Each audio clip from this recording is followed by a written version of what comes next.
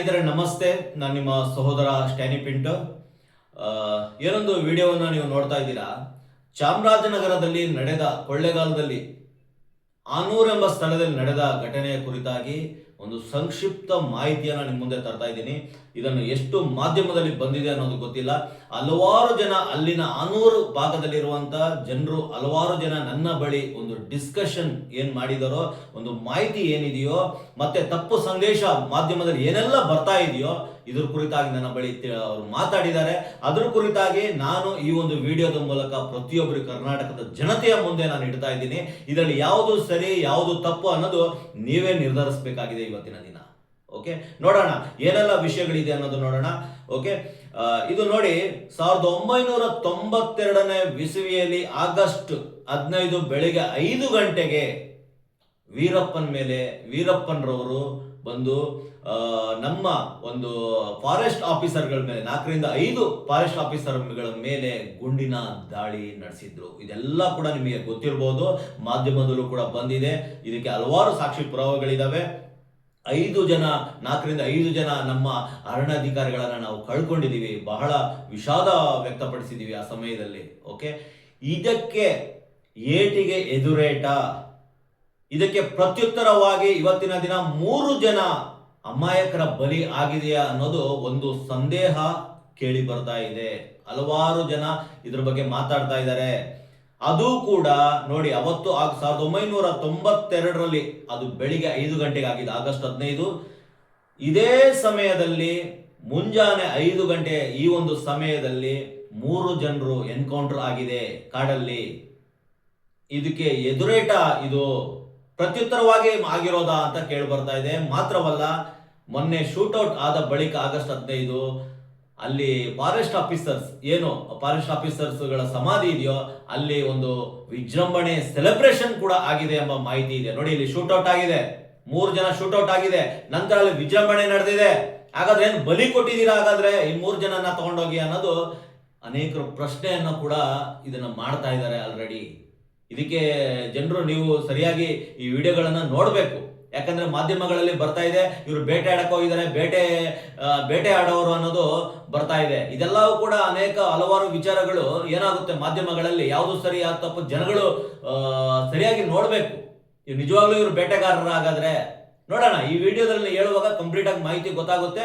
ಯಾರು ಸ್ಕಿಪ್ ಮಾಡಬೇಡಿ ವಿಡಿಯೋ, ಮತ್ತೆ ಸಂಪೂರ್ಣವಾಗಿ ನೋಡಿ. ಹಲವಾರು ಎಲ್ಲರಿಗೂ ಕೂಡ ಇದನ್ನ ಶೇರ್ ಮಾಡಿ, ಹೆಚ್ಚಿನ ಸಂಖ್ಯೆಗೆ ಪ್ರತಿಯೊಬ್ಬರಿಗೆ ತಿಳಿಬೇಕು. ನೋಡಿ, ಫಾರೆಸ್ಟ್ ಆಫೀಸರ್ಗಳ ಮೇಲೆ ವೀರಪ್ಪನಿಂದ ನಡೆದ ದಾಳಿಗೆ ಪ್ರತಿಕಾರವೇ ಅನ್ನೋದು ಒಂದು ಮಾತು ಕೇಳಿ ಬರ್ತಾ ಇದೆ. ಯಾಕಂದ್ರೆ ಇದು ನಡೆದಿರೋದು ಸೇಮ್ ಡೇ, ಆಗಸ್ಟ್ 15, ಅವತ್ತಿನ ಬೆಳಿಗ್ಗೆನೆ ನಡೆದಿದೆ. ಓಕೆ, ಅದು ಕೂಡ ವೀರಪ್ಪನ್ ದಾಳಿ ಮಾಡಿದ್ದು ಕೂಡ ಎಲ್ಲ ಸಮಯ ಒಂದೇ ಮ್ಯಾಚ್ ಆಗ್ತಾ ಇದೆ ಇದು. ಓಕೆ, ಮತ್ತೆ ಜನರ ಒಂದು ದಾರಿ ತಪ್ಪಿಸಲು ಸಾಮಾಜಿಕ ಜಾಲತಾಣದಲ್ಲಿ ಏನೆಲ್ಲ ತಪ್ಪು ಸಂದೇಶ ಬರ್ತಾ ಇದೆ ಅದು ಜನಗಳು ಸರಿಯಾಗಿ ನೋಡಬೇಕು. ಯಾವುದೋ ಒಂದು ನೋಡಿ ಗೊತ್ತಿಲ್ಲದ ವಿಷಯಗಳನ್ನ ಹಿಡ್ಕೊಂಡು ಇವರು ಬೇಟೆ ಆಡೋರು ಏನೋ ಆದ್ರು ಸತ್ರು ಬಿಡಿ, ಅರಣ್ಯಾಧಿಕಾರಿಗಳ ಮೇಲೆ ಇವರು ದಾಳಿ ಮಾಡಿದ್ರು, ಮತ್ತೊಂದು ಬೇಟೆ ಆಡಕ್ಕೆ ಯಾಕೆ ಹೋಗ್ಬೇಕಾಯ್ತು ಕಾಡಿಗೆ, ಇದೆಲ್ಲ ಕೂಡ ಹೌದು. ಅವರು ಬೇಟೆ ಆಡಕ್ಕೆ ಹೋಗಿದ್ರೆ ತಪ್ಪದು. ಬೇಟೆ ಆಡಕ್ಕೆ ಹೋಗಿದ್ದಾರೆ ಅನ್ನೋದಕ್ಕೆ ಯಾವುದೇ ಪುರಾವೆಗಳಿಲ್ಲ. ಇಲ್ಲಿ ಏನೇನು ಕ್ರಿಯೇಟ್ ಆಗಿದ್ದಾವೆ ಅದ್ರ ಬಗ್ಗೆ ನಾವು ಮಾತಾಡೋಣ, ಅದ್ರ ಬಗ್ಗೆ. ಓಕೆ, ನೋಡಿ, ಪೊಲೀಸರ ಮೇಲೆ ಶೂಟೌಟ್, ಪೊಲೀಸರು ಏನು ಅರಣ್ಯಾಧಿಕಾರಿಗಳು ಶೂಟೌಟ್ ಮಾಡ್ಬೇಕನ್ನೋದಾದ್ರೆ ಈ 3 ಜನರ ಮೇಲೆ ಸರಿಯಾದ ಏನಾದ್ರೂ ಕಾರಣ ಇರ್ಬೇಕಲ್ವಾ? ಇವ್ರೇನಾದ್ರೂ ಶೂಟೌಟ್ ಮಾಡಿದಾರ ಹಾಗಾದ್ರೆ? ಯಾರ ಮೇಲಾದ್ರೂ ಚಿಕ್ಕ ಗಾಯ ಆದ್ರೂ ಕೂಡ ಆಗಿದೆಯಾ? ಒಂದು ವೇಳೆ ಏನಾದ್ರೂ ಚಿಕ್ಕ ಪುಟ್ಟ ಗಾಯ ಆಗಿರೋದಾದ್ರೆ ಅದು ಅವರೇ ಮಾಡ್ಕೊಂಡಿರ್ಬೋದು ಅನ್ನೋದು ಜನಗಳು ಮಾತಾಡ್ತಾ ಇದ್ದಾರೆ. ಓಕೆ, ಎಲ್ಲೂ ಕೂಡ ಈ ಒಂದು ಕೃತ್ಯ ನಡೆದಿಲ್ಲ. ಹಾಗಾದ್ರೂ ಕೂಡ ಈ 3 ಜನರ ಮೇಲೆ ಶೂಟೌಟ್ ಹೇಗಾಗಿದೆ? ಒಂದು ವೇಳೆ ಅವ್ರನ್ನ ಆ ರೀತಿ ಮಾಂಸ ಇದು ಮಾಡಿದಾರೆ ಅಂತ ಹೇಳಿದ್ರೆ ಇವ್ರನ್ನ ಫೈಂಡ್ ಔಟ್ ಮಾಡಿ ಎಲ್ಲೆಲ್ಲಿ ಇದಾಗಿದೆ ಅವ್ರನ್ನ ಪತ್ತೆ ಹಚ್ಬಿಟ್ಟು ಅವ್ರನ್ನ ಅರೆಸ್ಟ್ ಮಾಡ್ಬೋದಿತ್ತಲ್ಲ. ಶೂಟೌಟ್ ಮಾಡೋ ಕಾರಣ ಏನು? ಬಿಟ್ಬಿಟ್ಟು ಹಿಡಿಬೋದಿತ್ತಲ್ವಾ? ಇವ್ರ ಹತ್ರ ಇತ್ತಲ್ಲ ದಾಖಲೆಗಳು. ನೋಡ್ರಿ, ಈಗಿನ ಕಾಲದಲ್ಲಿ ಎಲ್ಲದೂ ಕೂಡ ಮಾಧ್ಯಮಗಳಿದಾವೆ, ವಿಡಿಯೋ ಕ್ಯಾಮ್ರಾ ಹಿಡಿಬೋದು, ಡಿಜಿಟಲ್ ಇದೆಲ್ಲ ಇದಾವೆ. ಈ ಡಿಜಿಟಲ್ ಯುಗದಲ್ಲಿ ಶೂಟೌಟ್ ಮಾಡೋದು ಏನ್ರಿ? ಯಾವ ಕಾಲದಲ್ಲಿ ಇದೀವ್ರಿ ನಾವು? ನೋಡಿ, ಮತ್ತೆ ಇನ್ನೊಂದು ವಿಷಯ ಕೇಳ್ಬೇಕು. 3 ಜನರನ್ನ ಕೈಕಾಲು ಕಟ್ಟಿ ಮೊಣಕಾಲು ಹಾಕಿ ಹೊಡೆದಿದ್ದಾರೆ, ಶೂಟೌಟ್ ಮಾಡಿದಾರೆ ಎಂಬ ಮಾಹಿತಿ ಇದೆ. ಕೈಕಾಲು ಕಟ್ಟಿದಾರಂತೆ. ಹೊಡೆಯೋದಕ್ಕಿಂತ ಮುಂಚೆ ಆ ಬಂಡೆಯ ಬಳಿಯಲ್ಲಿ 3 ಜನರ ಕೈಕಾಲು ಕಟ್ಟಿದಾರಂತೆ. ಒಬ್ಬ ಓಡೋಗಿದ್ದಾನೆ, ಒಬ್ಬ ಎಸ್ಕೇಪ್ ಆಗಿದ್ದಾರೆ. ಅದ್ರ ಬಗ್ಗೆ ಇನ್ನೂ ಮಾಹಿತಿ ಕೂಡ ಸಿಗ್ತಾ ಇಲ್ಲ. ನಾಲ್ಕನೇ ಅವನು ಯಾರು, ಎಲ್ಲಿದ್ದಾರೆ, ಆ ಮಾಹಿತಿ ಎಲ್ಲ ಕೂಡ ಬೇಕಾಗಿದೆ. ಅದನ್ನು ಕೂಡ ಪತ್ತೆ ಹಚ್ಚಬೇಕು. ನಡೆದಿದ್ದ ಘಟನೆ ಎಲ್ಲ ಕಂಪ್ಲೀಟ್ ಆಗಿ ಮಾಹಿತಿ ಸಿಗುತ್ತೆ. ನೋಡಿ, ಶೂಟ್ಔಟ್ ಆದ ವ್ಯಕ್ತಿಗಳ ಮೇಲೆ ಕತ್ತಿನ ಭಾಗದಲ್ಲಿ ಏನು ಹೊಡೆದಿದಾರಲ್ಲ, ಗುಂಡೆಲ್ಲೂ ನಿಂತಿಲ್ಲ. ಒಂದು ತಿಳ್ಕೊಳ್ಳಿ, ಶೂಟ್ಔಟ್ ಮಾಡಿದ್ದಾರೆ ಅಂದಾಗ ದೂರದಿಂದ ಏನಾದ್ರು ಆ ಬುಲೆಟ್ ಏನಿದೆಯಲ್ಲ ಒಳಗಡೆ ಇರುತ್ತೆ ರೀ. ಪ್ರಾಣಿ ಆಗಿರ್ಬೋದು, ಮನುಷ್ಯ ಆಗಿರ್ಬೋದು, ಒಳಗಡೆ ಇರುತ್ತೆ. ಇಲ್ಲಿ ಬುಲೆಟ್ ಎಲ್ಲೂ ಕೂಡ ನಿಂತಿಲ್ಲ, ಅದು ತೆರ್ಚ್ಕೊಂಡು ಹೊರಗಡೆ ಹೋಗಿದೆ, ಸುಮಾರು ದೂರದಲ್ಲಿ ಬಿದ್ದಿದೆ. ಮತ್ತೆ ಎದೆ ಭಾಗದಲ್ಲಿ, ಕಾಲಿನ ಭಾಗದಲ್ಲಿ ಆಗಿರೋ ಗುರುತುಗಳು ಕೂಡ ಇದೆ. ಏನು ಹೊಡೆದಿದಾರಲ್ವಾ, ಅದು ಎದೆಯಲ್ಲ ಹೊಡೆದಿರೋದು ಈ ಕಡೆಯಿಂದ ಪಾಸ್ ಆಗಿದೆ ಬುಲೆಟ್. ಅಂದ್ರೆ ಎಷ್ಟು ಹತ್ರದಿಂದ ಹೊಡೆದಿರಬಹುದು ಅನ್ನೋದು ನೀವೇ ಇದನ್ನ ಹೇಳಿ, ಎಷ್ಟು ಹತ್ರದಿಂದ. ಆಲ್ರೆಡಿ ಸ್ಕ್ಯಾನಿಂಗ್ ರಿಪೋರ್ಟ್ಸ್ಗಳೆಲ್ಲ ಬಂದಿದೆ. ಓಕೆ, ನೋಡಿ, ಮೊದಲಿಗೆ ಕುಮಾರ್ ಎಂಬ ವ್ಯಕ್ತಿ ಮೇಲೆ ಶೂಟ್ಔಟ್ ಮಾಡಿರೋದು. ಕಾಲಿಗೆ ಹೊಡೆದಿದ ನಂತರ ಆತನಿಗೆ ಎದೆಗೆ ಹೊಡೆದಿದ್ದಾರೆ. ಸರಿ, ಕಾಲಿಗೆ ಹೊಡೆದಿದ್ದ ಆತನ ಎಲ್ಲೂ ಓಡೋಗಲ್ವಲ್ಲ, ಯಾಕೆ ಎದೆಗೆ ಯಾಕೆ ಹೊಡೆದಿದ್ದಾರೆ, ಯಾಕೆ ಶೂಟ್ ಮಾಡಿದ್ದಾರೆ ಎದೆಗೆ? ಇದೆಲ್ಲವೂ ಕೂಡ ಸಂದೇಹ ಈ ವಿಷಯದಲ್ಲಿ ನಾವು ನೋಡ್ತಾ ಇರ್ಬೋದು. ನೋಡಿ, ಮತ್ತೆ ಮುಖ್ಯವಾಗಿ ಈ 3 ಜನರ ಶೂಟ್ಔಟ್ ಆದ ಬಳಿಕ ಯಾರು ಈ ಪೊಲೀಸರು ತಗೊಂಡೋಗೋದಿಕ್ಕೆ ಏನ್ ಕಾರಣ, ಯಾಕೆ ತಗೊಂಡೋಗಿದ್ದಾರೆ ಸ್ಥಳದಿಂದ? ಆ ಸ್ಥಳದಲ್ಲಿ ಅಲ್ಲೇ ಬಿಡ್ಬೋದಿತ್ತಲ್ವಾ, ಯಾಕೆ ತಗೊಂಡೋಗಿದ್ದಾರೆ? ಕಾರಣ ಏನು ನೋಡಿ, ಆನೂರಲ್ಲಿ ಕೂಡ ತಗೊಂಡೋಗ್ಬೋದಿತ್ತು ಅವ್ರನ್ನ ಉಳಿಸ್ಬೇಕು ಅನ್ನೋದಾದ್ರೆ, ಇಲ್ಲ ಚಾಮರಾಜನಗರ ತಗೊಂಡೋಗ್ಬೋದಿತ್ತು, ಕೊಳ್ಳೇಗಾಲ ತಗೊಂಡೋಗ್ಬೋದಿತ್ತು. ಯಾಕೆ ಮೈಸೂರಿಗೆ ತಗೊಂಡೋದ್ರು ಅನ್ನೋದು ಹಲವಾರು ಜನ ಪ್ರಶ್ನೆ ಮಾಡ್ತಾ ಇದ್ದಾರೆ. ಯಾಕೆ, ಕಾರಣ ಏನು, ಮೈಸೂರಿಗೆ ಯಾಕೆ ತಗೊಂಡೋಗಿದ್ದಾರೆ ಹಾಗಾದ್ರೆ? ಇದೆಲ್ಲವೂ ಕೂಡ ಕಾರಣ ಕೇಳಿ ಬರ್ತಾ ಇದೆ.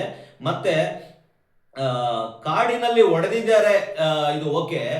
ಆದ್ರೆ ಇನ್ನೊಂದು ತಿಳ್ಕೊಳ್ಳಿ, ಈ ಊರು ಒಳಗಡೆ ಹೋಗ್ಬೇಕಂದ್ರೆ ಸುತ್ತಲೂ ಕಾಡೇ ಕಣ್ರಿ ಇರೋದು. ಜನರು ಎಲ್ಲರೂ ತಿಳ್ಕೊಬೇಕು.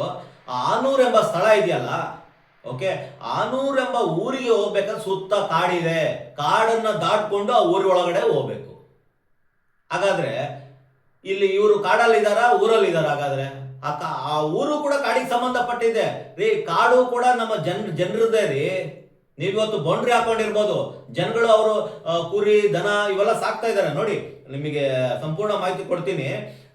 ಅಲ್ಲಿನ ರೈತರು ಏನ್ ಮಾಡ್ತಾರೆ, ಕುರಿ ದನ ಈ ಹಾಲು ಸಾಕಣೆ ಮಾಡಿ ತಮ್ಮ ಜೀವನವನ್ನ ನಡೆಸ್ತಾ ಇರ್ತಾರೆ. ಅಲ್ಲಿ ಈ ರೀತಿ ಜೀವನ ನಡೆಸುವಾಗ ಅವರ ಕುರಿ ದನಗಳು ಇವ್ರು ಕಾಯ್ಕೊಂಡಿರ್ತಾರೆ. ಅವ್ರು ಎಲ್ಲಾದ್ರೂ ಹೋಯ್ತು ಅಂತ ಹೇಳಿದ್ರೆ ಅದನ್ನ ಹುಡ್ಕೊಂಡು ಬರಬೇಕು, ಯಾಕಂದ್ರೆ ಇದರಿಂದನೇ ಅವ್ರ ಜೀವನ ಸಾಗಿಸ್ತಾ ಇರೋದು.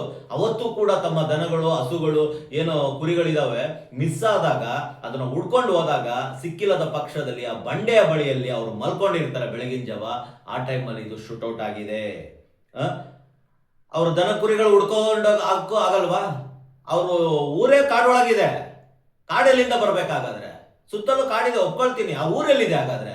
ಊರಿಗೆ ದಾರಿಯಲ್ಲಿದೆ, ಸುತ್ತಲೂ ಕಾಡೇ ಇರೋದು. ನೋಡಿ, ಅಂತ ಮಧ್ಯದಲ್ಲಿ ಆ ಜನಗಳು ವಾಸ ಮಾಡ್ತಾ ಇದ್ದಾರೆ. ಫಾರೆಸ್ಟ್ ಆಫೀಸರ್ಗೆ ಗೊತ್ತಾಗಲ್ವಾ? ನಮ್ಮ ಅಧಿಕಾರಿಗಳಿಗೆ ಗೊತ್ತಾಗಲ್ವಾ? ಜನರ ಕಷ್ಟ ಗೊತ್ತಾಗಲ್ವಾ? ಅಮಾಯಕರ ಮೇಲೆ ಅವ್ರೇನ್ ಟೆರರಿಸ್ಟ್ಗಳೇನ್ರಿ? ಟೆರರಿಸ್ಟ್ಗಳ ಅವ್ರ ಮೇಲೆ ಶೂಟ್ಔಟ್ ಮಾಡಿದಿರಲ್ಲ, ಅವ್ರೇನ್ರಿ ನಿಮ್ಮ ಮೇಲೆ ಏನಾದ್ರು ಹೊಡೆದಿದಾರೇನ್ರಿ? ನಿಮ್ಗೆ ಏನಾದ್ರು ಅಂತ ಪೆಟ್ಟು ಕಾಲಿಗೆ, ಎದೆ ಭಾಗದಲ್ಲಿ, ಮತ್ತೊಂದು ಕಡೆ ಏನಾದ್ರು ಶೂಟ್ಔಟ್ ಮಾಡಿ ನಿಮ್ಗೆ ಏನೋ ಪ್ರಾಣ ಕಳ್ಕೊಳ್ಳೋ ಪರಿಸ್ಥಿತಿಗೆ ಅವ್ರು ತಂದಿದಾರೇನ್ರಿ ಅವರು? ಆಯ್ತು ಬಿಡ್ರಿ, 3 ಜನ ಆಯ್ತು, ಜಿಂಕೆ ಮಾಂಸ ಹೊಡೆದಿದ್ದಾರೆ, ಓಕೆ, ನಾವು ಒಪ್ಕೊಳ್ತೀನಿ. ಒಂದು ಜಿಂಕೆಗೆ 3 ಬಲಿಗಳನ್ನು ತಗೊಳ್ಳುವಂತ ಜನರ ನೀವು? ಅಂತ ರಣ ಅಂತಕರ ನೀವು? ಅಂತ ಮನಸ್ಸು, ಕ್ರೂರತನ ನಿಮ್ಮಲ್ಲಿ ಇದೆಯಾ ಹಾಗಾದ್ರೆ? ರೇ, ಒಂದು ಜಿಂಕೆ ಹೋದ್ರೆ 100 ಜಿಂಕೆ ತರಣ ಬಿಡ್ರಿ. ಒಂದು ಜಿಂಕೆ ಹೋದ್ರೆ 10 ಮರಿಗಳಾಗ್ತವೆ. ಆ ಮನುಷ್ಯ ಹೋದ್ರೆ 3 ಮನುಷ್ಯರು. ಪ್ರಾಣಿಗಳಿಗಿಂತ ಬೆಲೆ ಇಲ್ವೇನ್ರಿ ಮನುಷ್ಯನ ಒಂದು ಪ್ರಾಣಕ್ಕೆ? ಬೆಲೆ ಇಲ್ವ ಹಾಗಾದ್ರೆ? ಅಂತ ಕಟುಕರ ನೀವು ಹಾಗಾದ್ರೆ ಕೊಲೆ ಮಾಡೋದಿಕ್ಕೆ ಅವ್ರನ್ನ? ಹೇಳಿ ನೋಡೋಣ. ಒಂದು ನೋಡಿ, ಜಿಂಕೆ ಮಾಂಸ ಹೇಗ್ ಬಂತು, ಜಿಂಕೆ ಮಾಂಸ ಎಲ್ಲಿಂದ ಬಂತು, ಇದ್ರ ಯಾರ ಕೈವಾಡ ಇದೆ? ಓಕೆ, ಮತ್ತೆ ಏನೊಂದು ನೀವು ಅವರ ವಸ್ತುಗಳನ್ನ, ಸಾಮಗ್ರಿಗಳನ್ನ ನೀವು ಕೊಟ್ಟಿದ್ದೀರಲ್ಲ. ಮೊದಲು ನೋಡಿ, 3 ಜನನ ಇವರು ಸರೆಂಡರ್ ಏನ್ ಮಾಡಿದಿರಲ್ಲ, ಆ ಸರೆಂಡರ್ ಮಾಡುವಾಗಲೇ ಇವರ ದಿನಸಿ ವಸ್ತುಗಳು ಅದೇನೇನೋ ನೀವು ತೋರಿಸ್ತಾ ಇದ್ರ ಫೋಟೋಸ್ಗಳೆಲ್ಲ ಬರ್ತಾ ಇದೆ ಸಾಮಾಜಿಕ ಜಾಲತಾಣದಲ್ಲಿ. ಕತ್ತಿಗಳು, ಅವರು ಏನೇನೋ ಬ್ಯಾಗಲ್ಲಿ ತಗೊಂಡ್ಬಂದಿರೋದು ಐಟಮ್ಸ್ಗಳು, ಓಕೆ, ಇದೆಲ್ಲ ತೋರಿಸ್ತಾ ಇದ್ದೀರಲ್ಲ. ಮತ್ತೆ ಯಾವ್ದೋ ಹೊಸ ಸ್ಲಿಪ್ಪರ್, ಅವೈ ಸ್ಲಿಪ್ಪರ್, ಅದು ಯಾರು ದುಡ್ಡು ಕೊಟ್ಟರೋ ಗೊತ್ತಿಲ್ಲ, ಆ ಸ್ಲಿಪ್ಪರ್ ಕೂಡ ತಂದಿಟ್ಟಿದ್ದೀರಾ ಅಲ್ಲಿ, ಹೊಸ ಸ್ಲಿಪ್ಪರ್ ಕಾಡಲ್ಲಿ. ಅದನ್ನೆಲ್ಲ ತಂದಿಟ್ಟಿದ್ದೀರಾ. ಈ ಸಾಮಗ್ರಿಗಳು ಅವ್ರು ತಂದಿರೋ ಅಂಥವು ಯಾಕೆ ಆ ಟೈಮಲ್ಲಿ ಇಮಿಡಿಯೇಟ್ಲಿ ನೀವು ಅದನ್ನ ಯಾಕೆ ಮಾಜರ್ ಮಾಡಿಲ್ಲ, ಅದನ್ನ ಯಾಕೆ ಸರೆಂಡರ್ ಮಾಡಿಲ್ಲ? ಮತ್ತೆ ಯಾಕೆ ಜಿಂಕೆ ಮಾಂಸ ಲೇಟ್ ಆಗಿ ತಂದ್ರಿ? ಆ ಜಿಂಕೆ ಮಾಂಸವನ್ನ ನೀವು ಏನು ಫೋಟೋ ಹಿಡಿದಿದ್ದೀರಲ್ಲ ಬ್ಯಾಗಲ್ಲಿ, ಅದು ಮಧ್ಯಾಹ್ನದ ಸಮಯ ತೋರಿಸ್ತಾ ಇದೆ, ಮಧ್ಯಾಹ್ನದ ಸಮಯ. ಹಾಗಾದ್ರೆ ಮಧ್ಯಾಹ್ನದ ಸಮಯದಲ್ಲಿ ಯಾರಿಟ್ರು ತಂದ್ಬಿಟ್ಟು, ಎಲ್ಲಿಂದ ತಂದಿಟ್ರು? ಆಗ ಜಿಂಕೆ ಮಾಂಸ ಹೊಡೆದಿರೋದಾದ್ರೆ ಅದು ಬೆಳಗಿನ ಜಾವ, ಈ ತಗೊಂಬರ್ತೀವಿ ಮಧ್ಯಾಹ್ನ ಸಮಯದಲ್ಲಿ ಅದು ಫೋಟೋ ಇದೆ ನೋಡಿ. ಇದೆಲ್ಲವೂ ಕೂಡ ಸಂದೇಹ ಬರ್ತಾ ಇದೆ ಅಂತೇಳಿ, ಇದು ನನ್ನ ಒಂದು ಅನಿಸಿಕೆ ಅಲ್ಲ, ಅಲ್ಲಿನ ಅನೇಕರು ಬಹಳಷ್ಟು ಜನ ನನಗೆ ಕರೆ ಮಾಡಿಬಿಟ್ಟು ನನಗೆ ತಿಳಿಸ್ತಾ ಇದ್ದಾರೆ. ಇದೆಲ್ಲವೂ ಕೂಡ ಗೊಂದಲ ಇದೆ, ಪ್ರತಿಯೊಂದು ಕೂಡ ಇದೆಲ್ಲವೂ ಕೂಡ ತನಿಖೆ ಆಗಬೇಕು. ಓಕೆ, ಮತ್ತೆ ಬೇಟೆಗಾರರಿಂದ ಗುಂಡಿನ ದಾಳಿ ನಡೆದಿದೆ ಅನ್ನೋದಕ್ಕೆ ಯಾವುದೇ ಒಂದು ಚಿಕ್ಕ ಕುರುಹುಗಳು ಕೂಡ ಇಲ್ಲ. ಮತ್ತೆ ಈ ಬಂದೂಕುಗಳು, ಓಕೆ, ನಾಡ ಬಂದೂಕು ಅಂತ ನೀವೇನು ಕೊಟ್ಟಿದ್ದೀರಾ, ಈ ನಾಡ ಬಂದೂಕು ಹೇಗೆ ಬಂತು ನೋಡಿ. ಆಗ ಯಾರು DSP, ಓಕೆ, ಲಾರೆನ್ಸ್ ಅಂತ ಹೇಳಿ DSP ಅವರು ಇದ್ರು ಮೊದಲು. ಅವರು ಆ ಸಮಯದಲ್ಲಿ ಏನ್ ಮಾಡಿದ್ದಾರೆ, ಪ್ರತಿಯೊಬ್ಬರ ಬಳಿ ಅಲ್ಲಿ ಊರಿನ ಜನರು ಎಲ್ಲಿ ಪ್ರಾಣಿಗಳು ತಮ್ಮ ಮೇಲೆ ಅಟ್ಯಾಕ್ ಮಾಡ್ತಾರೆ ಅಂತೇಳಿ, ಪ್ರಾಣಿಗಳು ಯಾಕಂದ್ರೆ ಕಾಡೊಳಗೆ ಇರೋದು ಇವ್ರ ಮನೆಗಳು, ತಮ್ಮ ಮೇಲೆ ಪ್ರಾಣಿಗಳು ಅಟ್ಯಾಕ್ ಮಾಡಬಾರ್ದು ಅಂತೇಳಿ ಗನ್ಗಳು ಇಟ್ಕೊಂಡಿದ್ರು ಅವಾಗ. ಅದನ್ನೆಲ್ಲವೂ ಕೂಡ ವಶಪಡಿಸ್ಕೊಂಡಿದ್ದಾರೆ ಅವಾಗಲೇ. ಲಾರೆನ್ಸ್ ರವರು DSP ಇದ್ದಾಗ ಅವರೆಲ್ಲ ವಶಪಡಿಸ್ಕೊಂಡಿದ್ದಾರೆ, ಅದೆಲ್ಲ ಯಾವುದೋ ಗನ್ಗಳು ಬಂದಿಲ್ಲ. ಹಾಗಾದ್ರೆ ಈ ನಾಡ ಬಂದೂಕಿ ಹೇಗ್ ಬಂತು, ಇದೆಲ್ಲವೂ ಕೂಡ ತನಿಖೆ ಆಗಬೇಕು. ಓಕೆ, ಮತ್ತೆ ವಿಶೇಷವಾಗಿ ನಮ್ಮ ಕಾಂಗ್ರೆಸ್ ಸರ್ಕಾರ ಆಡಳಿತ ನಡೀತಾ ಇದೆ, 3 ಜನರ ಬಲಿ ನಡೆದಿದೆ. ಸಾಮಾನ್ಯ ಜನರ ಪರವಾಗಿ ನಿಮ್ಮ ಧ್ವನಿ ಯಾಕೆ ಇಲ್ಲ, ಯಾಕೆ ಮಾತಾಡ್ತಾ ಇಲ್ಲ? ಆಲ್ಮೋಸ್ಟ್ ನಾವು ನೋಡ್ತಾ ಇದೀವಿ, ಫಾರೆಸ್ಟ್ ಆಫೀಸರ್ಸ್ ಗಳಿಗೆ ಸಪೋರ್ಟ್ ಮಾಡುವಂಥದ್ದನ್ನು ನಾವು ನೋಡ್ತಾ ಇದೀವಿ. ಸರಿಯಾದ ರೀತಿಯಲ್ಲಿ ನಡೆಯಲಿ, ತನಿಖೆ ನಡೆಯಲಿ, ಯಾಕೆ ಅವರಿಗೆ ಸಪೋರ್ಟ್ ಮಾಡುವಂಥದ್ದು ಅಂತ ನಮ್ಮ ಪ್ರಶ್ನೆ. ಮತ್ತೆ ನೋಡಿ, ಇನ್ನೊಂದು ಮುಖ್ಯವಾಗಿ ಸತ್ತಿರೋ 3 ಜನರು ಕ್ರೈಸ್ತರು, ಅದಕ್ಕೆ ಯಾರು ಸಪೋರ್ಟ್ ಮಾಡ್ತಾ ಇಲ್ಲ ಅನ್ನೋದು ಕೂಡ ಬರ್ತಾ ಇದೆ. ಆದ್ರೆ ಈ ಜಾತಿ ಧರ್ಮವನ್ನು ಬಿಟ್ಟು ಬಹಳಷ್ಟು ಜನ ಇದಕ್ಕೆ ಸಪೋರ್ಟ್ ಮಾಡ್ತಾ ಇದ್ದೀರಾ. ರೈತರು ಮತ್ತೆ ಬೇರೆ ಬೇರೆ ಸಂಘಟನೆಗಳು, ರೈತ ಸಂಘಟನೆಗಳು, ಬೇರೆ ಬೇರೆ ಮುಖಂಡರುಗಳೆಲ್ಲ ಸಪೋರ್ಟ್ ಮಾಡ್ತಾ ಇದ್ದೀರಾ. ದೊಡ್ಡ ಮಟ್ಟಕ್ಕೆ ನಡೀತಾ ಇದೆ. ಆದ್ರೆ ಕೆಲವರು ಇದರಲ್ಲಿ ಜಾತಿಯನ್ನ ನೀವು ನೋಡ್ತಾ ಇದ್ದೀರಾ, ಧರ್ಮವನ್ನ ಹುಡುಕ್ತಾ ಇದ್ದೀರಾ, ಸತ್ತವರಲ್ಲಿ ಧರ್ಮವನ್ನು ಹುಡುಕ್ತಾ ಇದ್ದೀರಾ, ಮಾನವೀಯತೆ ಬಿಟ್ಬಿಟ್ಟಿದ್ದೀರಾ. ಅಲ್ಲಿ ಶೂಟೌಟ್ ನಡೆಯುವಾಗ ಜಾತಿ ಧರ್ಮವನ್ನು ನೋಡಿ ಶೂಟೌಟ್ ಮಾಡಿಲ್ಲ. ಆ ಜನಗಳ ಮೇಲೆ ಏನು ಶೂಟೌಟ್ ನಡೆದಿದೆಯಲ್ಲ 3 ಜನರ ಮೇಲೆ, ಅದು ಮಾನವೀಯತೆ ದೃಷ್ಟಿಯಿಂದ ಪ್ರತಿಯೊಬ್ಬರು ನೋಡಬೇಕಾಗಿ ಈ ವಿಡಿಯೋದ ಮೂಲಕ ನಿಮಗೆ ತಿಳಿಸ್ತಾ ಇದ್ದೀನಿ. ಮತ್ತೆ ನಮ್ಮ ಮುಖಂಡರಾಗಿರೋ KJ ಜಾರ್ಜ್, ಐವನ್ ಡಿಸೋಜರ್ ಅವರು, ಹಲವಾರು ಜನ ಇದ್ದೀರಾ, ಯಾರು ಕೂಡ ಧ್ವನಿ ಎತ್ತಿಲ್ಲ. ಒಂದೇ ಒಂದು ಸ್ಟೇಟ್ಮೆಂಟ್ ಕೂಡ ಇನ್ನೂ ಕೂಡ ಕೊಟ್ಟಿಲ್ಲ. ಹಲವಾರು ಜನ ನಮಗೆ ಕರೆ ಮಾಡಿ ಹೇಳ್ತಾ ಇದ್ದಾರೆ, ದಯವಿಟ್ಟು ಇವರು KJ ಜಾರ್ಜ್ ಇವ್ರನ್ನೆಲ್ಲ ನಮ್ಮ ಕ್ರೈಸ್ತ ಸಮುದಾಯದ ಮುಖಂಡರು ಅಂತ ಹೇಳ್ಬಿಟ್ಟು ಸೀಟೇ ಕೊಡಬೇಡಿ ಇಂಥವ್ರಿಗೆಲ್ಲ. ಯಾಕೆ ಕೊಡ್ತಾ ಇದ್ದೀರಾ? ಕ್ರೈಸ್ತ ಸಮುದಾಯದ ಹೆಸರು ಹೇಳಿ ಸೀಟ್ ತಗೊಳ್ತಾ ಇದ್ದಾರೆ. ಇವ್ರು ಇಂಥವ್ರಿಗೆ ಸೀಟೇ ಕೊಡಬೇಡಿ. ಯಾಕಂದ್ರೆ ಒಂದು ಸ್ಟೇಟ್ಮೆಂಟ್, ಒಂದು ಮಾತು ಮಾತಾಡಿಲ್ಲ, ಅಲ್ಲೂ ಕೂಡ ವಿಸಿಟ್ ಮಾಡಿಲ್ಲ. ಯಾಕೆ ಇವರು ಕ್ರೈಸ್ತ ಸಮುದಾಯದ ನಾಯಕರು ಅಂತ ಹೇಳ್ತೀರಾ ಅಂತ ಕೂಡ ಮಾತುಗಳು ಬರ್ತಾ ಇದೆ. ಮತ್ತೆ ಇದೀಗಲ 15 ಲಕ್ಷ ಏನು ಪರಿಹಾರ ಕೊಟ್ಟಿದ್ದೀರಾ, ದಯವಿಟ್ಟು ಅದನ್ನ ಇದು ಮಾಡಿ 5 ಕೋಟಿ, ಒಂದೊಂದು ಮನೆಗೆ 5 ಕೋಟಿ ಪರಿಹಾರ ನೀವು ಕೊಡಬೇಕಾಗಿ ನಾವು ಕೇಳ್ಕೊಳ್ತಾ ಇದ್ದೀವಿ ಈ ವಿಡಿಯೋದಲ್ಲಿ. ಈಗಾಗಲೇ ನಮ್ಮ ಹಲವಾರು ಮುಖಂಡರುಗಳು ಕೂಡ ಚಾಮರಾಜನಗರದಲ್ಲಿ ಮಾತಾಡಿದ್ದಾರೆ ಸ್ಟ್ರೈಕ್ ಸಮಯದಲ್ಲಿ. ಮತ್ತೆ ಯಾರು ಮೃತಪಟ್ಟಿದ್ದಾರೆ ಅವರ ಮನೆಯಲ್ಲಿ ಯಾರಿಗಾದ್ರೂ ಒಬ್ಬರಿಗೆ, ಓಕೆ, ಒಂದೊಂದು ಕುಟುಂಬದಲ್ಲಿ ಸರ್ಕಾರಿ ಉದ್ಯೋಗವನ್ನು ನೀವು ಕೊಡಬೇಕಾಗಿ ನಾವು ಕೇಳ್ಕೊಳ್ತಾ ಇದ್ದೀವಿ. ಆ ಕುಟುಂಬ ಬಡ ಕುಟುಂಬವಾಗಿದೆ, ಅಲ್ಲಿ ಕುರಿ ದನಗಳನ್ನ ಸಾಕಾಣಿಕೆ ಮಾಡಿ ವ್ಯವಹಾರ ಮಾಡುವಂತದ್ದಾಗಿದೆ. ಇವತ್ತು ಆ ಕುಟುಂಬಕ್ಕೆ ಆಧಾರ ಯಾರೂ ಇಲ್ಲ, ಆಧಾರ ಇದ್ದವರು ಇವತ್ತು ಮೃತಪಟ್ಟಿದ್ದಾರೆ. ಹಂಗಾಗಿ ಈ ವಿಡಿಯೋದ ಮೂಲಕ ನಾವು ಕೇಳ್ಕೊಳ್ತಾ ಇದ್ದೀವಿ. ಮತ್ತೆ ಮ್ಯಾಜಿಸ್ಟ್ರೇಟ್ ನೋಡಿ, ಮ್ಯಾಜಿಸ್ಟ್ರೇಟ್ ಅಂದ್ರೆ ತಹಶೀಲ್ದಾರ್, AC, ಓಕೆ, ಇವ್ರ ಮುಂದೆ ತಗೊಂಡೋಗ್ಬಿಟ್ಟು ನೀವೇನಾದ್ರೂ ತನಿಖೆಗೆ ಇಟ್ರೆ ಇವರೆಲ್ಲರೂ ಕೂಡ ಇವರಿಗೆ ಸಪೋರ್ಟ್ ಮಾಡ್ತಾರೆ. ಹಾಗಾಗಿ ದಯವಿಟ್ಟು ಇದು ದೊಡ್ಡ ತನಿಖೆ ಆಗಿರ್ಲಿ, ರಿಟೈರ್ಡ್ ಜಡ್ಜ್ ಮೂಲಕ ಆಗಿರ್ಬೋದು, ಮತ್ತೆ ಈ SIT ಗೆ ಇದನ್ನ ಒಪ್ಪಿಸಿ. ಯಾಕಂದ್ರೆ ಒಂದೊಂದು ಸಾಮಗ್ರಿಗಳು, ಜಿಂಕೆ ಮಾಂಸ ಹೇಗ್ ಬಂತು ಅಲ್ಲಿ, ಓಕೆ, ಅಲ್ಲಿ ಹಲವಾರು ಐಟಮ್ಸ್ ಗಳು ತಂದಿಟ್ಟಿದೆ, ಕತ್ತಿ ಬರ್ಜುಗಳು ಏನೇನೋ ತಂದಿಟ್ಟಿದ್ದೀರಲ್ಲ, ಇದೆಲ್ಲ ಹೇಗೆ ಬಂತು ಅನ್ನೋದು ಎಲ್ಲ ಸಂಕ್ಷಿಪ್ತವಾಗಿ SIT ಅಲ್ಲಿ ಗೊತ್ತಾಗುತ್ತೆ. ದಯವಿಟ್ಟು ಸರಿಯಾದ ರೀತಿಯಲ್ಲಿ ತನಿಖೆ ಮಾಡಿ ಅಂತೇಳಿ ಈ ವಿಡಿಯೋದ ಮೂಲಕ ತಿಳಿಸ್ತಾ ಇದ್ದೀನಿ. ಮಾತ್ರವಲ್ಲ, ಈ ದಿನ ನಾನು ಚಾಮರಾಜನಗರ ಕೊಳ್ಳೇಗಾಲದಲ್ಲಿರುವ ಆನೂರಿಗೆ ನಾನು ಆ ಸ್ಥಳಕ್ಕೆ ಭೇಟಿ ನೀಡ್ತಾ ಇದ್ದೀನಿ. ಯಾರೆಲ್ಲ ಬರ್ಬೇಕಂತ ಇದ್ದೀರೋ ದಯವಿಟ್ಟು ನೀವು ಬರಬೇಕಾಗಿ ಕೇಳ್ಕೊಳ್ತಾ ಇದ್ದೇನೆ. ನಾವೆಲ್ಲರೂ ಹೋಗೋಣ, ಕುಟುಂಬದೊಂದಿಗೆ ನಿಲ್ಲೋಣ, ಸಾಂತ್ವನ ಹೇಳೋಣ, ನಮ್ಮಿಂದ ಆಗುವ ಕಾರ್ಯವನ್ನು ನಾವು ಮಾಡೋಣ. ಮಾತ್ರವಲ್ಲ, ಒಂದು ದೊಡ್ಡ ಹೋರಾಟದ ಕಿಚ್ಚನ್ನು ಹಚ್ಚಿ ಈ ಕುಟುಂಬಕ್ಕೆ ಒಂದು ದೊಡ್ಡ ಜಯವನ್ನು ತಂದುಕೊಳ್ಳೋಣ. ಮತ್ತೆಲ್ಲೂ ಕೂಡ ಈ ಘಟನೆಗಳು ಕರ್ನಾಟಕ ರಾಜ್ಯದಲ್ಲಿ ಮರುಕಳಿಸಬಾರ್ದು. ಮತ್ತೆ ಆದಷ್ಟು ಸುಳ್ಳು ಮಾಹಿತಿ ಏನೆಲ್ಲ ಸಾಮಾಜಿಕ ಜಾಲತಾಣದಲ್ಲಿ ನೀವು ನೋಡ್ತಾ ಇದ್ದೀರಲ್ಲ, ಅದನ್ನೆಲ್ಲ ಅವಾಯ್ಡ್ ಮಾಡಿ. ದಿಕ್ಕು ತಪ್ಪಿಸಲು ಹಲವಾರು ವಿಡಿಯೋಗಳು ಬರ್ಬೋದು, ಓಕೆ, ಅದನ್ನೆಲ್ಲ ಸೈಡಿಗಿಟ್ಟು ಸರಿಯಾದ ತನಿಖೆ ವ್ಯವಸ್ಥೆ ಆಗಲಿ. ಈಗ ನಾನು ಏನೆಲ್ಲ ಹೇಳಿದೆ ಇದು ಹಲವಾರು ಜನ ನನ್ನ ಬಳಿ ಡಿಸ್ಕಷನ್ ಮಾಡಿದ್ದಾರೆ, ಅವರೆಲ್ಲರ ಸಂದೇಹಗಳನ್ನು ನನ್ನ ಬಳಿ ತಿಳಿಸಿದ್ದಾರೆ. ಅದನ್ನ ನಿಮ್ಮ ಮುಂದೆ ಈ ಒಂದು ಮಾಧ್ಯಮದ ಮೂಲಕ ನಾನು ಇಟ್ಟಿದ್ದೀನಿ.